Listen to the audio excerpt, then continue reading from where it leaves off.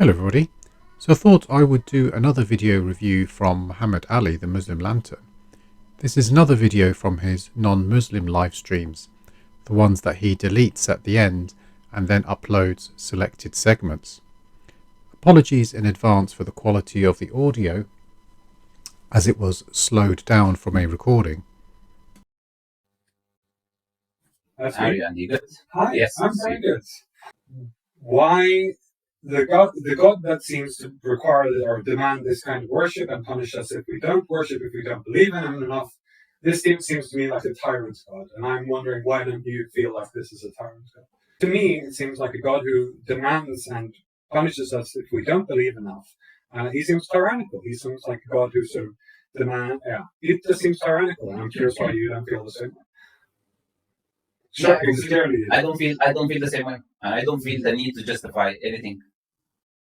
Considering Muhammad Ali's job here is to try and be a salesman for his religion, this seems to be a fairly strange put down of this gentleman's question. He has interpreted the Abrahamic God's character from the scriptures as behaving tyrannically and demanding worship and punishing those who do not believe in him. You would have thought Muhammad Ali would have made at least an attempt to try and explain this instead of just dismissing the question. Look, if someone doesn't believe in God, then whether he calls God tyrannical or not tyrannical is irrelevant, because he doesn't believe he exists. So why is he afraid of punishment? He hasn't said he is afraid of the punishment at all, but if you want to convert people to your religion, then you should offer explanations to encourage him to believe. Well, no, I'm saying that why, like, are you fearing punishment yourself? No. Then you got nothing to worry about. No, I guarantee you there is a punishment waiting. So instead of offering any explanation, Muhammad Ali just uses fear-mongering. He can't guarantee anything of the sort of punishment. Sure. Mostly I'm like in for the theology, like why do we believe in a God? But like this question to me is like, the God you're presenting to me seems like an evil God. And he seems like very petulant, very childish, very petty. He seems to care overly much about what we believe in him as over like our actions. Like if you imagine a good parent, is believing in action or no? It very much depends how you think about it. But yeah, sure. Yeah. So believing is an action. So what you just said is incorrect trashing. Because you said he doesn't care about our actions and believing in him is one of the actions. He said belief over our actions. So belief in his God is more important than disbelief, but performing good deeds. Alhamdulillah, he didn't pray, but wallah, he had the best heart. And everyone's sure, brother, it's going to be all right. Yeah, the brother didn't pray. Yeah, the brother didn't pray. My brothers and sisters, let me clarify something, because we have been polluted. Let me tell you something just for the sake of understanding, because there's many people who tell me, look, maybe I don't pray, akhi, but you don't know what I do in secret. Yeah, maybe I don't pray, but wallahi, I got a big heart. Wallahi, I give a lot of money in charity. My brothers and sisters, let me tell you something and understand this as fact. As far as sin is concerned, and please understand this message very, very clearly. Of course, it's all sin, it's all haram, none of it is good and accepted. But for the sake of understanding, because many of us, we see a brother that's selling drugs, we see a brother that maybe murdered another brother, and we say, look at these people, look how rubbish they are. Habibi, let me tell you something in the eyes of Allah subhanahu wa ta'ala. As far as sin is concerned, yeah? The one that sells drugs, good or bad? Just very quickly, good or bad? Bad. How about the murderer? How about the one who commits adultery, zina? What about the one who rapes a child? What about the one who drinks alcohol? What about the one who does the biggest of the kabair, good or bad? This person, one person that commits all of these sins, he commits all of these sins on a daily basis, but he prays, is better in the eyes of Allah than the one that doesn't commit any of these sins but doesn't pray. So you and your brother, yeah, I'm a good guy. Habibi, God packed that up, because it's not going to work on the day of judgment. Belief isn't an action. You can't force yourself to believe in something. It is the job of these apologists to try and convince you that the belief is true.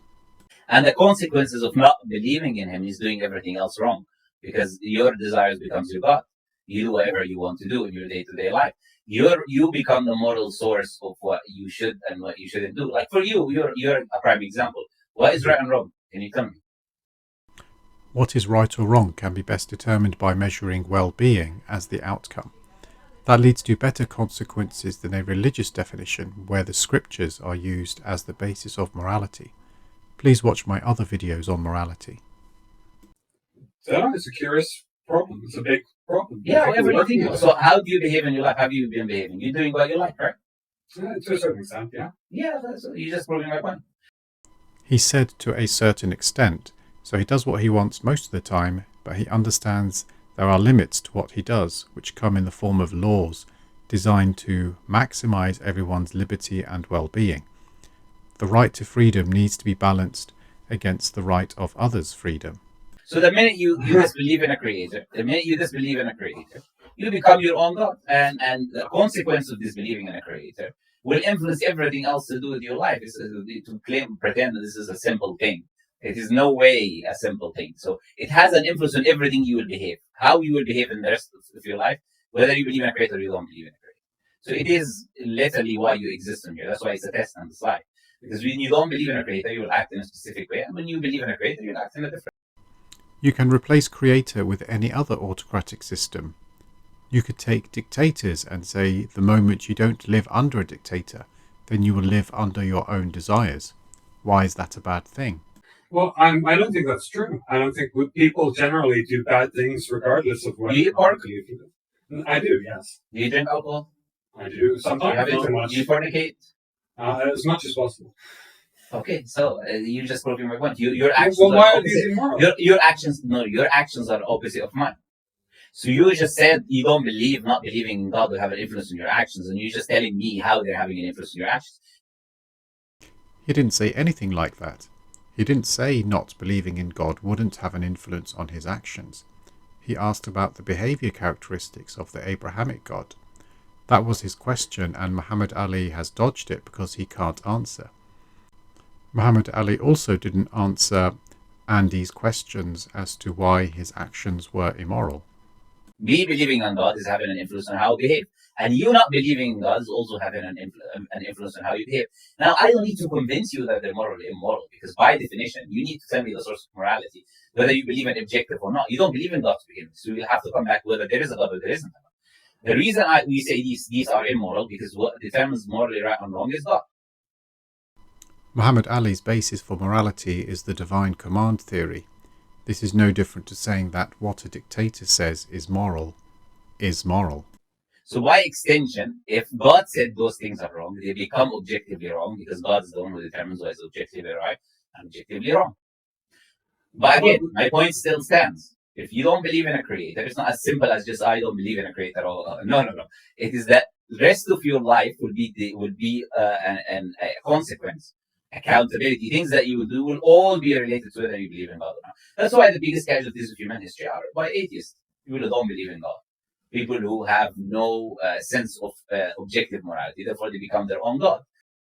Or they replace theocratic morality with a better alternative, such as a secular humanist one. It, to me, seems like we're doing the same thing. At a certain point, you're deciding whether or not, which part of how well you understand God's commandments. So sure, God told us this is true, and we can accept that as the true word of God, but at a certain point, you're reading it, you're interpreting it, you're getting the information into your brain, and this is the same sort of divine action that you're accusing me of, saying that actually, I think that I'm God. Well, to a certain extent... Are you comparing receiving information with determining information? Are you just did you just conflate the two as if they're synonymous? I'm saying that I did. And that's just ridiculous. Okay, explain why. So me receiving information from a friend is not the same as me determining to do what he told me or what he didn't tell me. But this isn't the same as a friend telling you something 1 minute ago. Your morality depends on interpreting vague scriptures from many years ago, and you often need a scholar to give an opinion. So in this case, you do have to do a lot of the determining yourself. No, and you're determining whether or not it's speaking the truth, right? And to claim that the two are the same thing is just purely irrational. No, I'm saying that if you're determining what actions to make based on what God has told you, you determine it based on what you believe to be true about God, but this is a determination. That's not the same as determining whether right or wrong. Andy didn't call in about what's right or wrong. He made a point that believing in a God alters people's perception of what's truth and subsequently their behaviour. Muhammad Ali has shifted this discussion to morality as he can't argue on what Andy wants to talk about. You're determining whether you're right or wrong. You're determining No, I'm not. I'm not. Well, you get this information from God, right? Uh-huh. And how do you interpret this information? Is this not an act? Is this not a part of... Well, I don't interpret nothing. The Prophet ﷺ, he told us how to understand the Quran. Quran is clear. And his life and his companion's life is the way how we understand the Quran. So why do so many people need the opinion of a scholar if the guidance is so clear? Yeah, and those are methods of determination. And that's not interpretation. I think you're using terms that with all due respect, either you don't understand or you're using incorrectly. And interpretation is when you have an ambiguous term that has more than one meaning, and then you try to interpret it to understand what is the correct meaning. Now, if I give you a clear command, drink water, you don't interpret my command to drink water or not to drink water. This is a clear command. Drink water means drink water. If there's a bottle next to you, drink from this bottle next to you, drink from the bottle next to you. Now, interpretation is a completely different thing. It's where you have a statement that is ambiguous, that could have multitude of different meanings, and then you come to a conclusion. And there are such ambiguous verses, which is why scholars are needed to interpret them. Now, that is not something that we do. The Quran is very clear. The Prophet ﷺ, it shows us how to understand the Quran, how to implement it. That's why he was living, he was implementing it. I think you can understand. Yeah, but I think this is entirely semantic. Like, the word is, you get the information, you have the information, and this information transfers to your mind. That's the important thing for my point. I'm saying that at the point of transfers, at the point you're saying, well, it's clear, it's definitely true. Well, maybe it is clear, but maybe it isn't. How do you know this? How do you approach this knowledge claim?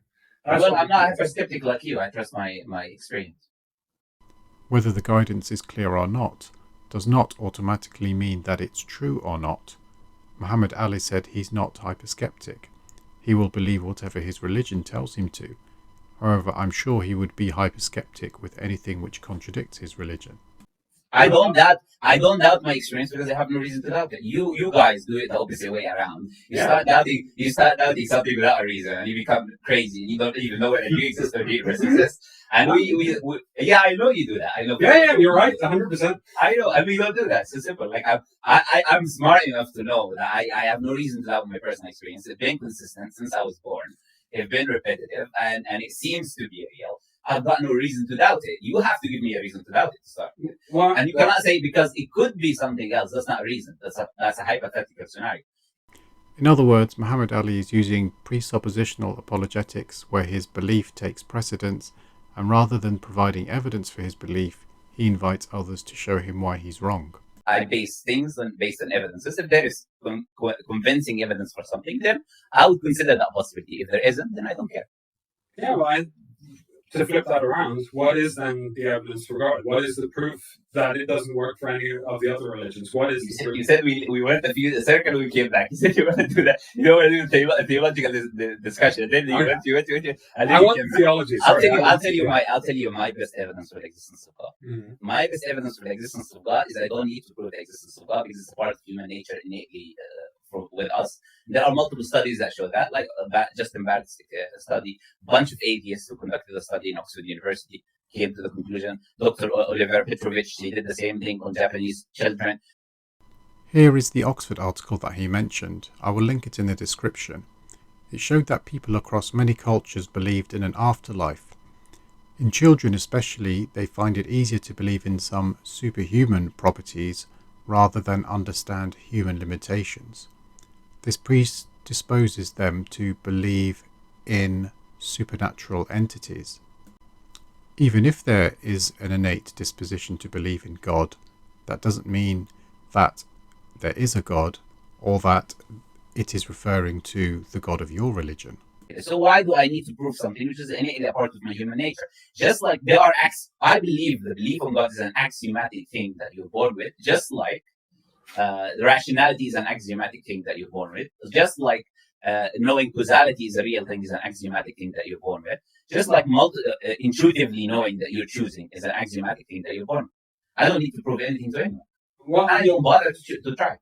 but if I can explain this feeling, this sensation of God in another way, in a natural way, like we see patterns, we see faces in the clouds, and hear the rest of I don't see faces in the clouds. Well, what are you doing? We see Maybe you patterns drink otherwise.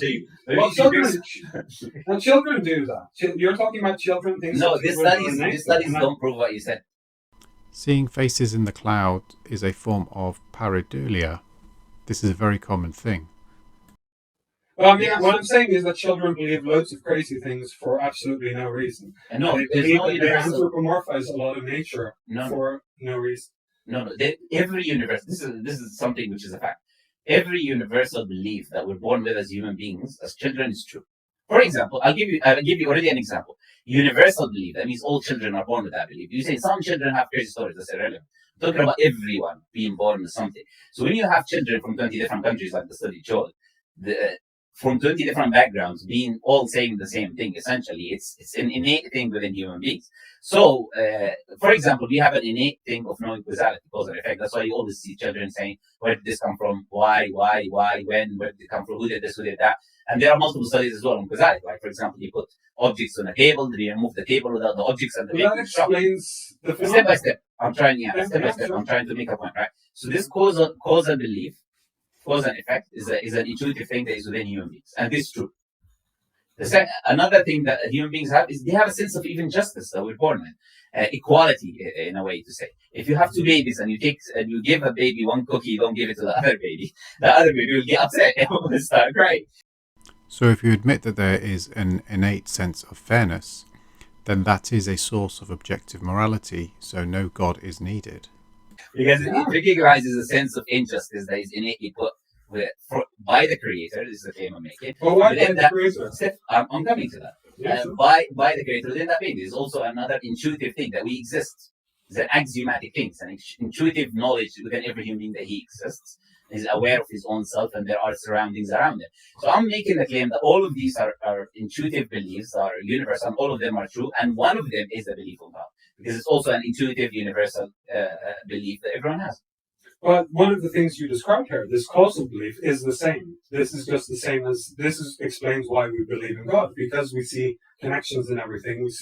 We try and apply meaning to everything. That explains it. I already told you the study disagrees with that. They don't say I believe in a creator because this has to come from this, that has to come from that. They don't give you the children don't say we believe in a creator because of the cosmological argument or something. They don't start telling you things that come into existence, they require a cause. I agree. I'm saying that this is the same thing. I'm saying that the causal belief. Andy, I feel like we're going in a circle a bit. Look, my claim is very simple. Yeah. You already agree with me that studies show this. That it's an innate thing that we as human beings and every civilization existed are being born believing in a creator. Whether that's the case or not, that doesn't demonstrate that there is a creator or which of the many possible creators it is. Now you need to tell me why is that wrong. I don't need to tell you anything because that's a fact already that exists. That is within human beings. For you to try to convince me that it is wrong, you need to give me why is the reasons. Why is wrong? I don't need to accept your reasons. I trust my innate experience and my rationality as well. The logic of your argument being that we have this experience of God, that we know that God exists, and so this is proof of God existing. And I'm saying that in order to disprove... I didn't say that way, but okay. No, I know you didn't, and that's kind of what I'm rephrasing it to make my point here, because that if you demonstrate that this cause, that this feeling, this knowledge can come from something else, and I think it comes from what you said about this causal belief, this belief that everything is connected. What's your evidence to support that? I think that it's the same belief. I think that you're logically you're just restating. Evidence. I ask for evidence, not what I know you're asking for evidence. I'm stating that your explanation is a word game. You're stating that belief in God and belief in causality are different things. I'm saying they're the same thing. How are children saying that there's a divine, something higher above them, is equal to believing that something requires a cause? How's that equal? Because they're just belief in the nature of purpose, the meaning, and understanding causes. Anyways, okay, I'll let you go, Andy. Okay. Thank you for your time. Yeah, I'll let you go. Anyways, it was Interesting. yeah, it's just now. Okay, Andy, I believe I gave you answers from my perspective. Thank you for your time. I'm sure we could. I appreciate the good manners in the discussion. Thank you for. Thank you. Well. Okay, let's move to the next person, inshallah. So although it was an interesting discussion, there was no attempt to answer his initial question. Instead, there was just deflection to an argument for beliefs where the supporting evidence was weak. Thank you for watching, and please let me know what you think in the comments section.